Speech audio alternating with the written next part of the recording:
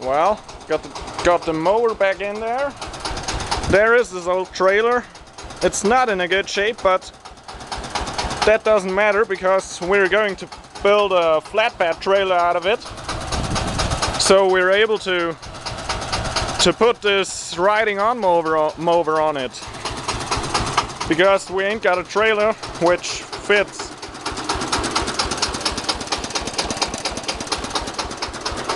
Well, alright, turn signal on the tractor works. One on the trailer doesn't, as I expected.